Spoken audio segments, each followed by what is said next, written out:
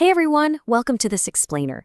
Have you ever actually stopped to think about a world without printed books, magazines, or even the digital text on your phone? Because, let's be honest, that digital text evolved directly from print. It's almost impossible to imagine, right? Well, today we are going to deeply unpack the incredible history of print culture, straight from your CBSE Class 10 textbook. We're going to see how simple ink and paper sparked massive revolutions, absolutely terrified powerful kings, and completely empowered ordinary people. Let's get into it. Here is our roadmap for today's session. First, the origins in East Asia, then how print travels to Europe, the massive print revolution, how print comes to India, reform and new audiences, and finally, we'll wrap up by explaining a core textbook exercise together. All right, Section 1, the origins in East Asia. To find the very first systems of hand printing, we have to travel all the way to East Asia. Long before those giant metal machines existed, printing was an entirely manual, delicate process developed in China, Japan, and Korea. Take a look at this. This is the Buddhist Diamond Sutra, printed in Japan in AD 868. It is the oldest known printed Japanese book, and it was created using wood blocks. Basically, craftsmen painstakingly carved words into wood, inked it, and pressed paper against it. But because the paper they used back then was super thin and porous, the ink would literally bleed right through. You just couldn't print on both sides. So to solve this, they ingeniously created the accordion book, folding a long, continuous sheet and stitching it at the side. Pretty clever, right? Now, even alongside these wood blocks, the handwritten word was still incredibly highly prized. And this brings us to calligraphy, which is the art of beautiful and stylized writing. Before machines took over, superbly skilled craftsmen had to duplicate texts by hand. It was a real art form. In China, the imperial state actually sponsored this massive, tedious production of beautiful calligraphy specifically for students taking their huge civil service exams. Moving on to Section 2, print travels to Europe. So how on earth did this technology leap all the way across the globe? Well, this timeline tells the amazing story. Woodblock printing started in China around 8594. By the 8th century, Buddhist missionaries carried it over to Japan. But the real geographic game changer, it was the explorer Marco Polo. In 1295, he returned to Italy after spending years in China, and he brought woodblock technology right along with him. Italians started printing, the text spread rapidly along the trade roads, and this set the exact stage for Johann Gutenberg's famous mechanical printing press in Germany in the 1430s. But here is a fun fact for you. Not everyone in Europe was thrilled about printed paper. You'd think they'd love it, but aristocrats and rich monastic libraries actually scoffed at printed books. They heavily preferred luxury handwritten editions on vellum.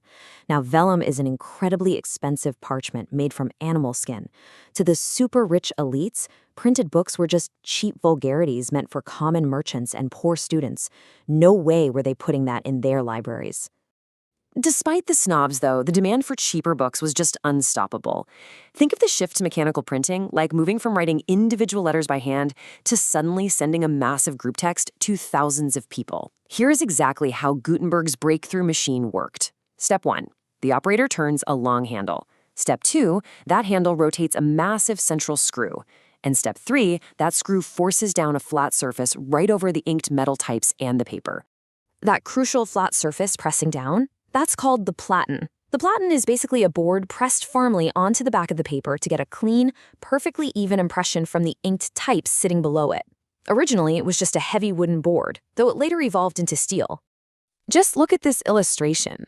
Imagine the immense physical labor required for every single page. The printer is literally putting his back into pulling that handle, turning the screw, and pressing down the platen. What's brilliant here is that Gutenberg actually took the core design of a traditional agricultural olive press, and he adapted it into a literal engine for mass communication. Let's dive into Section 3, the print revolution. And guys, what a massive shift this was. By the 16th century, Europe went from having 20 million printed books to a staggering 200 million. 200 million! This flooded the market and completely shook up the entire social order. Print became a weapon for new ideas. In 1517, the religious reformer Martin Luther nailed his 95 theses to a church door, heavily criticizing the Roman Catholic Church. Thanks to the printing press, his writings were reproduced massively and read everywhere, sparking the Protestant Reformation. Luther was so amazed by this power, he boldly declared, "Printing is the ultimate gift of God and the greatest one." This sudden explosion of books triggered a massive cultural pivot. We're talking about the transition from a hearing public to a reading public. Think about it. Previously, knowledge was almost entirely oral. People gathered in taverns or village squares to hear stories recited aloud. Now, mass-produced books allowed for silent, independent reading. But there was a major hurdle here. Literacy rates in Europe were still incredibly low. So, how did publishers solve this literacy problem? Cleverly, they printed popular ballads, which, as you know, are historical accounts or folktales written in verse, and they filled these books with beautiful, eye-catching illustrations. These books were bought and then sung or recited out loud in village gatherings.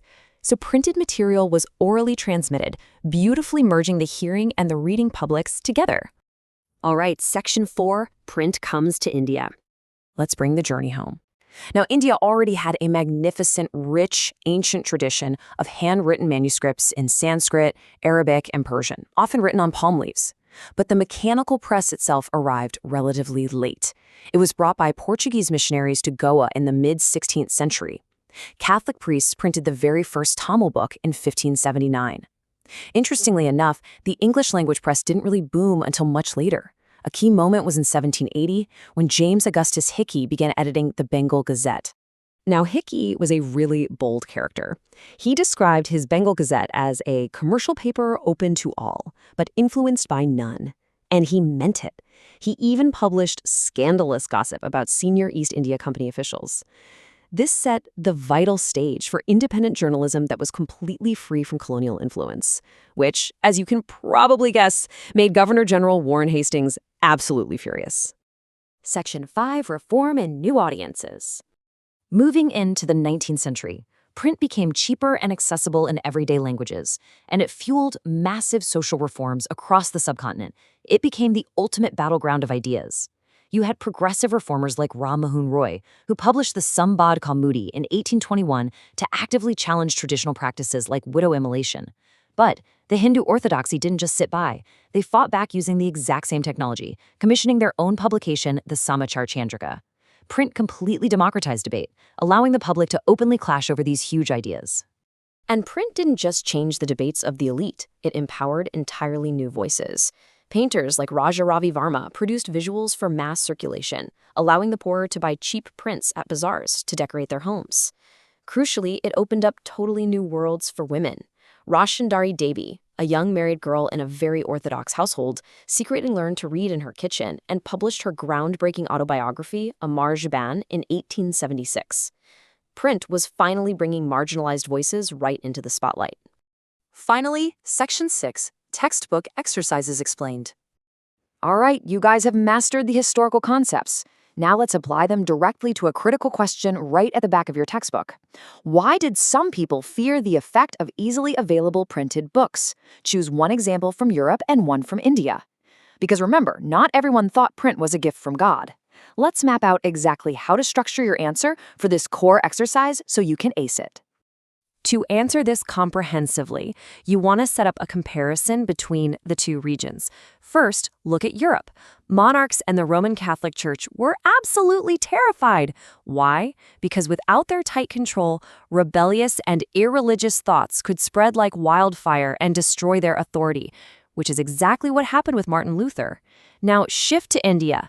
The Muslim ulama and Hindu orthodoxy held very similar fears, but in a colonial context. The ulama feared colonial religious conversion and the collapse of dynasties, so they published thousands of fatwas to guide Muslims. Hindu orthodoxy feared the destruction of traditional social structures by reformers. The core takeaway? The absolute fear across the board was the massive loss of control, simply because everyday people finally had access to independent information. As we wrap up this explainer, I want to leave you with one final thought. From the ancient folded Diamond Sutra to the buzzing mechanical printing presses of the 19th century, the written word has always been a powerful catalyst for immense change. It shapes how we think and how we live. So I ask you, how does the information, the print, and the digital media that you consume every single day actively shape your modern world? Keep asking those big questions, keep reading, and I'll see you in the next explainer.